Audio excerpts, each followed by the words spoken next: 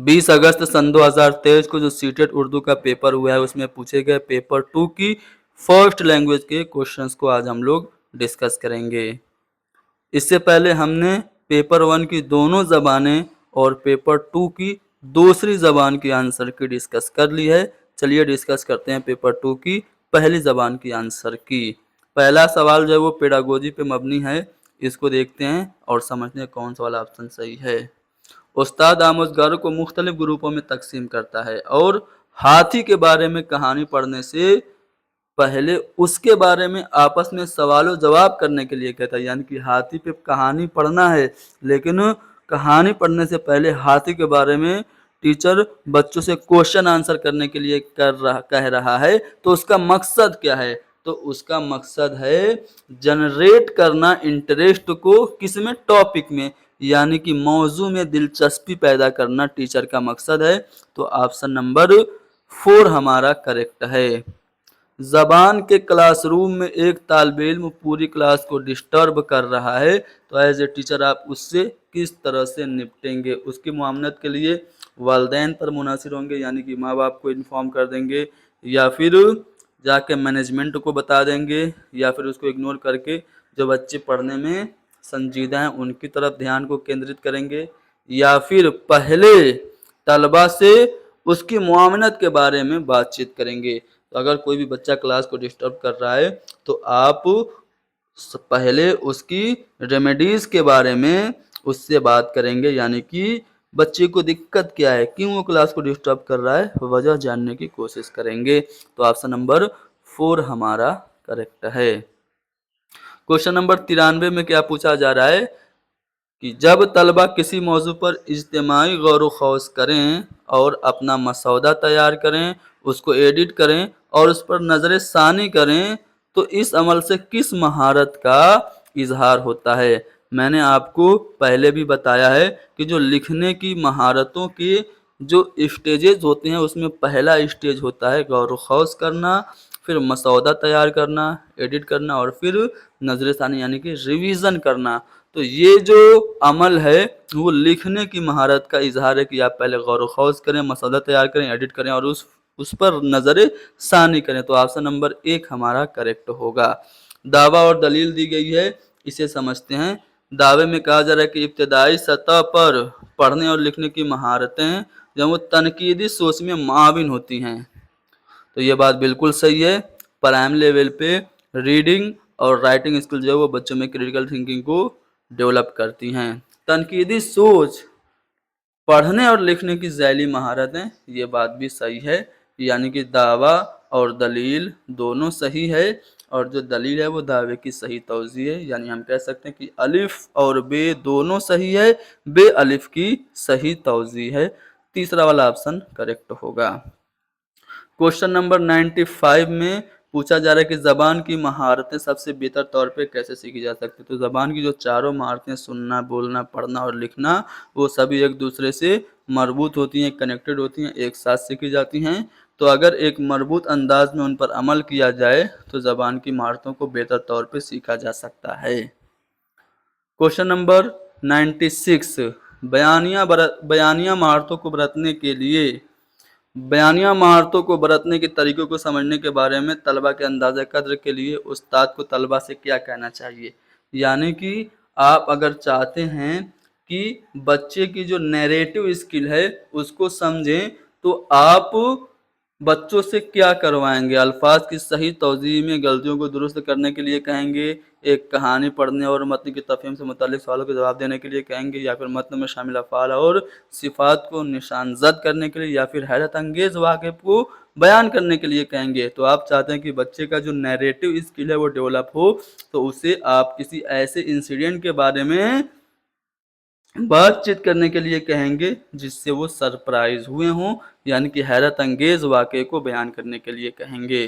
Question number 97 में आपसे पूछा जा रहा है कि 7वीं जमात का उस्ताद मजूज़ा किताबों के अलावा, रिकमेंडेड बुक्स के अलावा दूसरी किताबें भी पढ़ने में मदद करता है।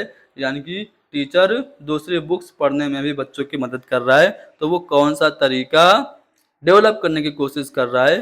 तो बच्चों में वो तौसीई मुतालिया यानी कि एक्सटेंसिव रीडिंग को डेवलप करने की कोशिश कर रहा है।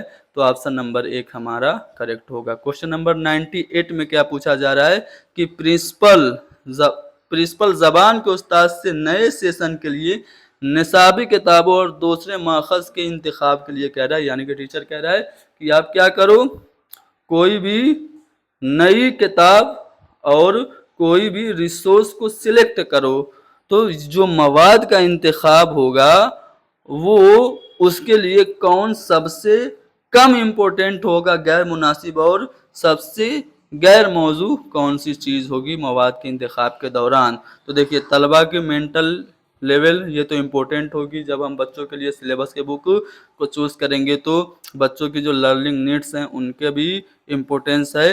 किताबों और माखज़ का तबाबिक ये भी इम्पोर्टेंट है, लेकिन जो कम इम्पोर्टेंट है, गैर मुनासिब है निसाबी किताब को चुनने में, वो है तसव्वुराती पेचीदगी और मवाद की ज़ख़ामत। यानी कि आप कंसेप्चुअल कम्प्लेक्सिटी और डेंसिटी ऑफ मटेरियल को आप नहीं अहमियत देंगे बच्चों के लिए निसाबी किताब को चूज़ करने में। तो यहाँ पे तसव्वुराती पेचीदगी और मवाद की ज़ख़ामत जो आपका ऑप्शन नंबर 2 है वो नेगेटिव पॉइंट है, यानी कि हमारा जवाब ऑप्शन नंबर 2 हो जाएगा। यहाँ पे उस्ताद ने आमोजगारों को ज़बान के मवाद के इस्तेमाल की निगरानी के लिए एक मेयार तैयार किया है। मवाद के इस्तेमाल के दर्ज झेल में से कौन सा मेयार या पैमाना सबसे ज़्यादा मुआविन होगा। तो ये एक ऐसा क्वेश्चन है जो हम समझने में कासिर हैं। सीटेट की ऑफिशियल आंसर की का इंतज़ार करेंगे इसके सही जवाब को देने के लिए। आगे बढ़ते हैं क्वेश्चन नंबर 100। क्वेश्चन नंबर 100 में उस्ताद क्लास 6 के स्टूडेंट को एक फ़िल्म दिखाता जिसमें कैप्शन लगे हुए हैं। ये फ़िल्म जो है वो निसाबी किताब के एक सबक पर मबनी है। कैप्शन के साथ फ़िल्म हौसला अफजाई करती है किस चीज़ में? फ़िल्म देखने की दिलचस्पी में, ज़बानी इशारों के ज़रिए सुनने की हिकमत अमली में, या फिर इन्हमाक से देखने और सुनने में, या फिर सुनने की हिकमत अमलियों और इन्हमाक से देखने और तलबा को ज़बान के मुस्तनद मवाद को बरतने की तरगीब के। तो ये जो फिल्में देख रहे हैं जिसमें कैप्शन भी लगे हुए हैं और वो सबक पे ही मबनी फिल्में हैं, तो ये बच्चों को मुस्तनद मवाद भी देती हैं, सुनने की हिकमत अमली भी बढ़ाती हैं, इन्हमाक से देखने का मौका भी बच्चों को देती हैं। यानी कि ऑप्शन नंबर 4 हमारा करेक्ट होगा। क्वेश्चन नंबर 101 में दावा और दलील दिया गया है, इसका जवाब बताइए क्या होगा।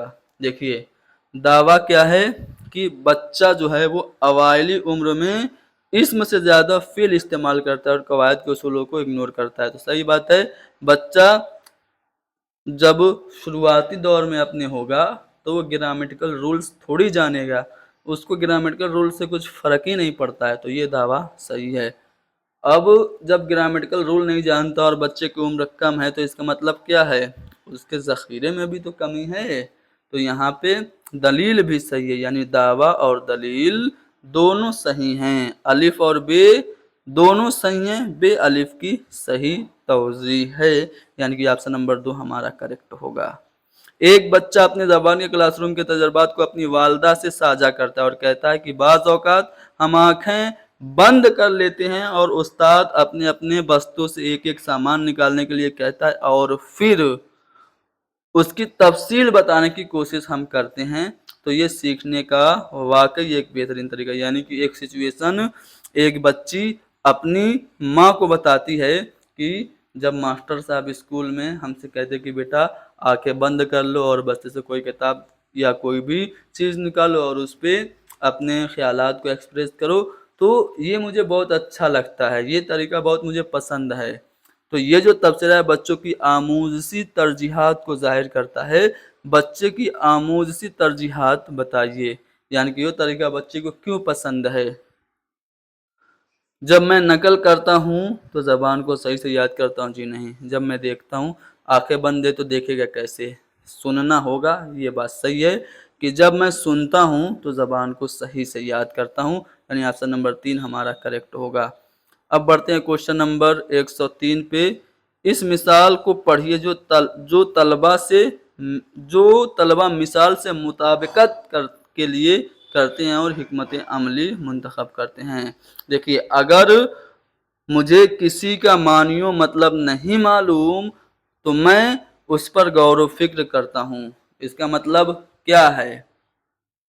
तो यहाँ पे आपका जो सही जवाब होगा वो होगा चौथा वाला ऑप्शन, यानी कि अगर बच्चों को किसी भी लफ्ज का मानी नहीं मालूम होता है तो उसे रिफरेंस के अकॉर्डिंग, हवाला जाती यानी कि कंटेक्स्ट के अकॉर्डिंग क्या करना चाहिए, मवाद की तरफ रुजू करना चाहिए, यानी कि ऑप्शन नंबर 4 हमारा करेक्ट है।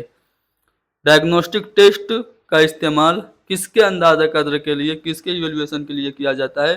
तो जो हम डायग्नोस्टिक टेस्ट करते हैं वो बच्चों की जो कमजोरी और जो अच्छाई है उसके बारे में पता लगाने के लिए करते हैं। तो learners strong and weak points को जानने के लिए, लर्नर्स के कमज़ोर और मजबूत पहलू को जानने के लिए हम तशख़ीसी टेस्ट या तशख़ीसी जांच करते हैं।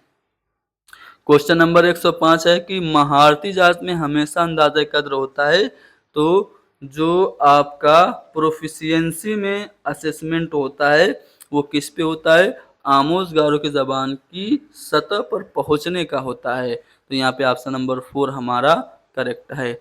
अब चलिए अब आते हैं पैसेज पे। यहाँ पे पैसेज जो है वो चिड़िया की एक कहानी है, उस पे मबनी है। उसके छोटे बच्चों के जो ख्यालात हैं, जो उनकी सोच है वो दर्शाता है। पढ़ते हैं पैसेज को, फिर इससे रिलेटेड सवालों के जवाब देंगे। गेहूं के खेत में एक चिड़िया अपने 3 छोटे छोटे बच्चों के साथ रहती थी। चिड़िया जब बाहर चली जाती, बच्चे घोंसले में ही खेलते रहते थे। कुछ दिन गुजर गए, अब चिड़िया के बच्चे बड़े हो गए, लेकिन अब अभी उड़ नहीं सकते थे। एक दिन चिड़िया दाना लाने बाहर गई थी। बच्चों ने देखा कि किसान और उसका बेटा बातें करते हुए खेत की तरफ आ रहे हैं। खेत के पास आकर किसान ने गेहूं का एक पौधा अपने बेटे को दिखाया और कहा, देखो, जब गेहूं पकने लगता है तो ऐसा हो जाता है। 1 2 3 दिन में इसको हम काट लेंगे, यानी 1 2 3 दिन में इसको काट लेना चाहिए। इसे हम अपने पड़ोसियों से कटवा लेंगे। चलो बेटा, हम उनसे कह दें। किसान की ये बातें सुनकर चिड़िया के बच्चे डर गए। ये पैसेज हमने पढ़ लिया। अब पैसेज से रिलेटेड सवालों को हल करते हैं। चिड़िया अपने बच्चों के साथ कहाँ रहती थी? तो गेहूं के खेत में रहती थी। क्वेश्चन नंबर 107 क्या है? 107 में पूछा जा रहा है कि चिड़िया के बच्चों ने किसको आते देखा? तो किसान और उसके बेटे को आते देखा था। खेत में किसान ने अपने बेटे को क्या दिखाया? तो गेहूं का पौधा दिखाया था। किसान ने गेहूं के पकने के बाद अपने बेटे से क्या कहा था? कि 1 2 3 दिन में इसको काट लेना चाहिए। अगले सवाल में किसान ने गेहूं को किससे कटवाने की बात कही थी? ये पूछा जा रहा है। तो पड़ोसियों से कटवाने की बात कही थी। और चिड़िया जब बाहर जाती है तो उसके बच्चे कहाँ खेलते हैं? तो घोंसले में ही खेलते हैं। ऑप्शन नंबर 2 करेक्ट है। चिड़िया के बच्चे क्यों डर गए? क्योंकि किसान ने गेहूं के काटने की बात कही थी और उनका जो घोंसला था उसी गेहूं के पौधों में था। घोंसले की जमा घोंसलों हो जाएगी। और अगला जो सवाल है उसमें बाहर का मुतजाद पूछा जा रहा है। तो बाहर का मुतजाद अंदर होगा। यहाँ पे एक शेरी हिस्सा इसे पढ़ते हैं। देखो बसंत लाई है गंगा पे क्या बहार, सरसों के फूल हो गए हर सिमत आश्कार, ऐ कितनी खुशगवार हवा कोहसार की, हिंदुस्तान में है यही रुत बहार की। हर कोई कह रहा है कि जाड़ा निकल गया, मौसम बदल गया कि ज़माना बदल गया, आमद बहार की है, आमद बहार की है, रहें क्यों उदास हम, पहनेंगे शाद हो के बसंती लिबास हम। आओ वतन का हक के मोहब्बत अदा करें, हम आंसुओं से प्रेम का बूटा हरा करें। तो ये देखिए हमने शेरी हिस्सा पढ़ा। अब इससे रिलेटेड सवालों के जवाब देते हैं। पहला है कि शायर किस मौसम में सरसों के फूल आश्कार होने की बात कर रहा है? तो बसंत के मौसम में। शायर ने किस हवा को खुशगवार कहा? तो कोहसार की हवा को शायर ने खुशगवार कहा था।